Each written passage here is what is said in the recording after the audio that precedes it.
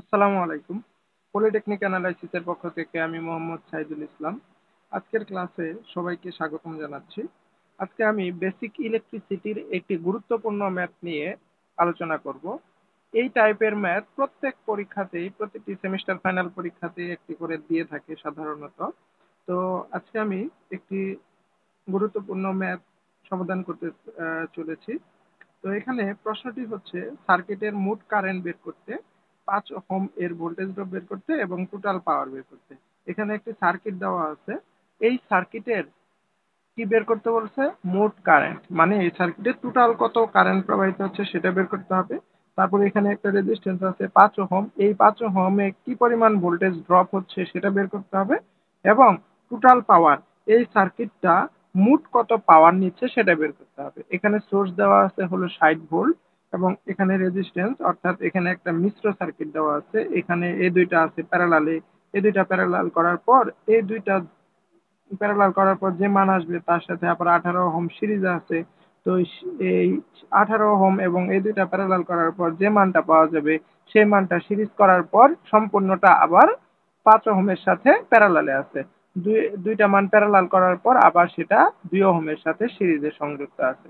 তাহলে প্রথমে আমার আগে যদি বের করতে চাই মোট কারেন্ট, তো এখানে যদি আমরা মোট কারেন্টকে আই মনে করি, তাহলে মোট কারেন্ট আই সমান হবে, আমরা জানি, টোটাল ভোল্টেজ ভাগ হচ্ছে টোটাল রেজিস্ট্যান্স। টোটাল ভোল্টেজ ভাগ হচ্ছে টোটাল রেজিস্ট্যান্স। তো টোটাল ভোল্টেজ তো এখানে দেওয়া আছে 60 ভোল্ট, তাই না? টোটাল ভোল্টেজ হচ্ছে 60 ভোল্ট, কিন্তু এই টোটাল রেজিস্ট্যান্সটা কিন্তু আমার দেওয়া নাই। এইখানে একটা মিশ্র সার্কিট আছে, এই সার্কিট থেকে আমাদের কি করতে হবে? টোটাল রেজিস্ট্যান্সটা বের করতে হবে। তার জন্য আমরা এভাবে টোটাল রেজিস্ট্যান্স বের করতে পারি। এটা হচ্ছে সূত্র কারেন্ট বের করার। এটা আমি লিখবো না, জাস্ট বোঝানোর জন্য আগে আমি বলে দিলাম টোটাল কারেন্ট বের হবে কিভাবে, টোটাল ভোল্টেজ বা টোটাল রেজিস্ট্যান্স। তাহলে আমার আগে কি করতে হবে? এখান থেকে টোটাল রেজিস্ট্যান্সটা বের করতে হবে। তাহলে টোটাল রেজিস্ট্যান্স আমরা বের করতে পারি এভাবে, আর টি ইকুয়াল, আমরা ডান পাশ থেকে আসবো, পিছনের দিক থেকে আস্তে আস্তে সামনের দিকে গণনা করে আসবো। প্রথমে দেখতে হবে 6 আর এই 3 ওহম কিভাবে আছে? প্যারালালে আছে। তাহলে 6 ওহম প্যারালাল হচ্ছে 3 ওহম, এভাবে কি করতে হবে? লিখতে হবে। এখন এই যে 6 ওহম এবং 3 ওহম প্যারালাল করার পর যা পাবো সেটা আবার এই 18 ওহমের সাথে কি আছে? সিরিজে আছে। তাহলে এর সাথে যোগ করব কিভাবে? সিরিজে। ঠিক আছে? এখন এই যোগফল সহ এই সম্পূর্ণ অংশটুকু 5 ওহমের সাথে কিভাবে আছে? প্যারালালে আছে। তাহলে এই সম্পূর্ণ অংশটাকে ব্র্যাকেট দিয়ে আটকিয়ে এর সাথে 5 ওহম দিলাম হচ্ছে প্যারালালে। তারপর এই সম্পূর্ণটুকু প্যারালাল করার পর এই সম্পূর্ণ অংশটুকু কিভাবে আছে? এই 2 ওহমের সাথে আছে হলো সিরিজে। তাহলে সম্পূর্ণ অংশটুকু একটা ব্র্যাকেটে আটকিয়ে আমি কি লিখলাম? 2 ওহম সিরিজ দিয়ে দিলাম। তাহলে এখন এটাকে আমার ক্যালকুলেটরের সাহায্যে কি করতে হবে? ক্যালকুলেশন করতে হবে। তাহলে কিভাবে আমরা যদি একটা এই ক্যালকুলেটরের মাধ্যমে সিরিজ প্যারালাল বের করতে পারি, এটা একটু খেয়াল করি। তো যদি আমি একটু উপরে নিয়ে দেখানোর চেষ্টা করি, প্রথমে এখানে কি আছে একটু খেয়াল করি। এখানে আছে হলো 6 এবং 3 প্যারালালে, তাই না? তো ক্যালকুলেটরের সাহায্যে একবারে হচ্ছে মোট রেজিস্ট্যান্স বের করার জন্য আমাদের প্রথমে হচ্ছে এই ক্যালকুলেটরটাকে অন করে নিতে হবে। তারপর হচ্ছে আমাদের প্রথমে অনেকগুলা ব্র্যাকেট দিয়ে নিব, 5-7টা ব্র্যাকেট, 7টা ব্র্যাকেট দিয়ে নিলেই হবে। হ্যাঁ, গুনতে হবে না, 5-7টা ব্র্যাকেট দিয়ে নিব বেশি করে। হ্যাঁ, ব্র্যাকেট দেওয়ার পরে তারপর আমার প্রথমে দেখতে হবে এখানে কি আছে, 6 আছে। তারপর ব্র্যাকেট দেওয়ার পরে 6 এর সাথে 3 কিভাবে আছে? প্যারালালে আছে। তাহলে 6 এবং 3 কি করব? প্যারালাল করে দিব। 6 এবং 3 প্যারালাল করে দিব কিভাবে? 6, তারপরে এই যে যে প্যারালাল চিহ্ন আছে, এই প্যারালাল চিহ্নের জন্য আমার ইনভার্স তুলতে হবে। তাহলে ইনভার্স, তারপরে হচ্ছে আবার যার সাথে প্যারালাল আছে, 3 এর সাথে প্যারালাল আছে, সেজন্য মাঝখানে দিতে হবে একটা প্লাস চিহ্ন। তাহলে এখানে প্লাস, তারপরে হচ্ছে 3, তারপর এই ইনভার্স ব্র্যাকেট ইনভার্স। তো এইটুকু করলে আমার কি হয়ে যাবে? শুধু এই যে এই অংশটুকু প্যারালাল করা হয়ে যাবে। 6 প্যারালাল 3 প্যারালাল করা হয়ে গেলে এর সাথে সিরিজে আছে কি? 18। সিরিজ মানে কি করতে হবে? যোগ। তাহলে এখানে যোগ 18। তারপরে এই সিরিজ করার পর কি আছে? ব্র্যাকেট আছে, 18 দিয়ে দিলাম। তারপরে ব্র্যাকেট দিয়ে দিই, এই ব্র্যাকেটটা দিয়ে দিলাম। তারপর আছে এখানে কি এই সম্পূর্ণ অংশের সাথে প্যারালাল আছে 5। তাহলে সম্পূর্ণ অংশ তো এইটুকু, তাই না? এইটুকুর উপরে কি দিতে হবে? একটা ইনভার্স চিহ্ন। যার সাথে প্যারালাল আছে তার আগে দিতে হবে +5 প্যারালাল চিহ্ন। তো এই প্যারালাল চিহ্ন দেওয়ার পরে আমার ব্রেকেট দিয়ে একটা হোল প্যারালাল চিহ্ন দিতে হবে। তাহলে এই পর্যন্ত আমার কাজ শেষ। তারপর কি আছে? +2। তারপরে হচ্ছে +2 দেওয়ার পর ইকুয়াল যদি আমি চাপি তাহলে আমার এখানে মানটা চলে আসবে। কত আসছে? 6, তাই না? তাহলে এই সম্পূর্ণ শাখার হচ্ছে এই সম্পূর্ণ শাখার টোটাল রেজিস্ট্যান্স আসবে 6 ওহম। তাহলে আমি এখানে টোটাল রেজিস্ট্যান্স পেয়ে গেলাম। তাহলে আমি টোটাল কারেন্ট এখন বের করতে পারবো। টোটাল কারেন্ট I ইকুয়াল হচ্ছে ভিটি টোটাল ভোল্টেজ বাই হচ্ছে টোটাল রেজিস্ট্যান্স।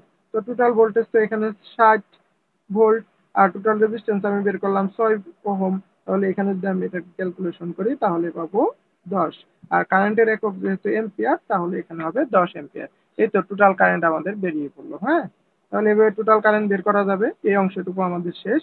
তারপরে এখন বলছে এই 5 ওহমের ভোল্টেজ ড্রপ কত? 5 ওহমের ভোল্টেজ ড্রপ কত? তাহলে আমরা 5 ওহম দেখতে পাচ্ছি কোথায়? এইখানে আছে, তাই না? তো এর ভোল্টেজ ড্রপ বের করতে বললে ভোল্টেজ ড্রপ মানে হচ্ছে এর ভিতর দিয়ে কি পরিমাণ ভোল্টেজটা কি হচ্ছে ড্রপ হচ্ছে সেটা বের করতে বলছে। তো আমরা জানি কোন রেজিস্টারের ভোল্টেজ ভি ইকুয়াল সূত্র হলো আই আর, মানে এই রেজিস্ট্যান্সের ভিতর দিয়ে কি পরিমাণ কারেন্ট যাচ্ছে সেই কারেন্ট আই, এবং এই রেজিস্ট্যান্সের মান হচ্ছে আর। তো এখানকার ভোল্টেজ ড্রপ বের করতে গেলে আমার কি লাগবে? এর রেজিস্ট্যান্স লাগবে। এর রেজিস্ট্যান্স তো 5 দেওয়াই আছে, কিন্তু আরেকটা জিনিস লাগবে, এর ভিতর দিয়ে কি পরিমাণ কারেন্ট যাচ্ছে সেটা। তাহলে কি পরিমাণ কারেন্ট যাচ্ছে সেটা আমি কিভাবে পাবো? এখানে একটা কি আছে? এখানে আছে হলো একটি এখানে আছে টোটাল কারেন্ট। তো এই মোট কারেন্ট আমি বের করলাম 10 এম্পিয়ার। তাহলে এই 10 এম্পিয়ার কারেন্ট কি হচ্ছে? এই শাখা দিয়ে 2 এর ভিতর দিয়ে এই পর্যন্ত আসতেছে, তাই না? এটা তো সিরিজে আছে। তো এখানে তো এই 2 ওহমের ভিতরে তো আর কোনো কারেন্ট ভাগ হবে না। এখানে আসার পর কি হবে? দুইটা রাস্তা পাবে কারেন্ট। এই একটা রাস্তা পাবে, এই একটা রাস্তা পাবে, তাই না? তাহলে আমার লাগবে কোন কারেন্ট? এই রাস্তা দিয়ে কি পরিমাণ কারেন্ট যাচ্ছে, অর্থাৎ 5 ওহমের ভিতর দিয়ে কি পরিমাণ কারেন্ট যাচ্ছে সেটা বের করতে হবে। তো এটার ভিতর দিয়ে কারেন্ট কি যাচ্ছে এটা বের করার জন্য, যেহেতু এখানে দুটি শাখা আছে, এই একটা শাখা এই একটা শাখা, তাহলে আমার কি করতে হবে? ধরে নিলাম এই শাখার কারেন্ট হচ্ছে I5, এই শাখার কারেন্ট ধরে নিলাম হচ্ছে I2। তাহলে আমার কি কারেন্ট লাগবে? এই I5 কারেন্টটা বের করতে হবে। তো এই I5 বের করার জন্য আমাদের এই শাখা কারেন্টের সূত্র প্রয়োগ করতে হবে। আর শাখা কারেন্টের সূত্র আমরা জানি যে শাখা কারেন্ট, এখানকার শাখা কারেন্টটা কি? এখানকার শাখা কারেন্ট I5, তাই না? তাহলে এখানকার শাখা কারেন্ট I5 সমান আমরা জানি এই যে বিন্দুতে আসার পর কারেন্ট ভাগ হবে টোটাল কারেন্টটা, ওই বিন্দুতে আগত কারেন্ট। তাহলে এই বিন্দুতে আগত কারেন্ট কত? Total current I। তাহলে আমরা বলতে পারি শাখা কারেন্ট সমান মোট আগত কারেন্ট। এখানে মোট আগত কারেন্ট হচ্ছে কত? Total current. আর টোটাল কারেন্ট কত বেরিয়েছে? 10। তাহলে মোট আগত কারেন্ট 10 ইন্টু বিপরীত শাখার রেজিস্ট্যান্স, মানে আমি যে শাখার কারেন্টটা বের করতেছি, আমি এই শাখার কারেন্ট বের করতেছি, তাহলে এর বিপরীত শাখা হচ্ছে কোনটা? এইটা। তাহলে এইটা বলতে এইখান থেকে শুরু করে এই অংশটুকু হচ্ছে কি এই 5 ওহমের বিপরীত শাখা। তাহলে বিপরীত শাখার রেজিস্ট্যান্স, বিপরীত শাখা কোনটুকু? এখান থেকে এই সম্পূর্ণ অংশটুকু। তাহলে এই সম্পূর্ণ অংশটুকুর রেজিস্ট্যান্স বের করব।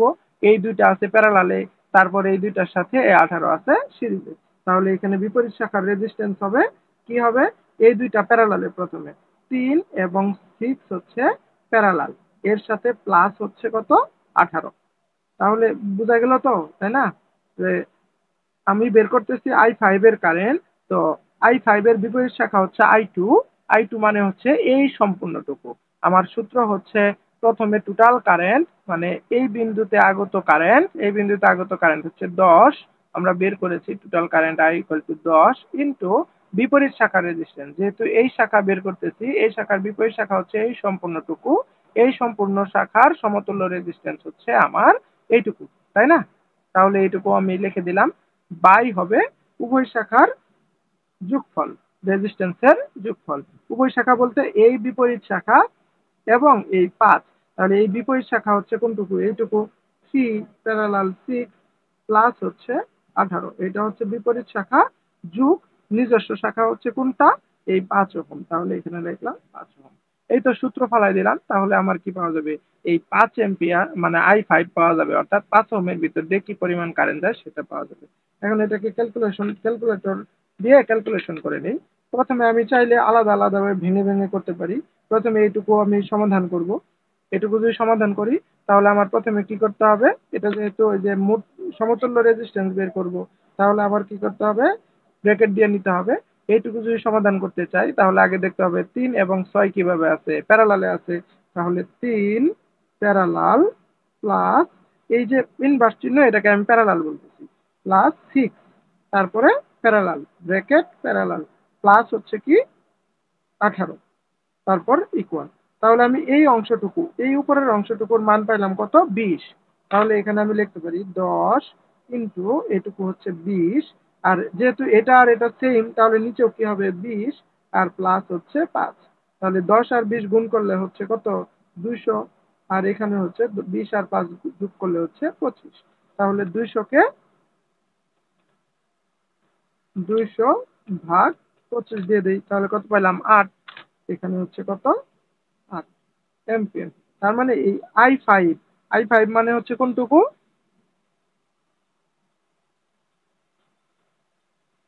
হ্যাঁ, তাহলে এই I5 মানে হচ্ছে কত, এটার ভিতর দিয়ে যে কারেন্টটা যাচ্ছে, 5 ওহমের ভিতর দিয়ে কারেন্ট যাচ্ছে, I5 পেয়ে গেলাম। আর এখানকার রেজিস্ট্যান্স তো হচ্ছে কত, 5।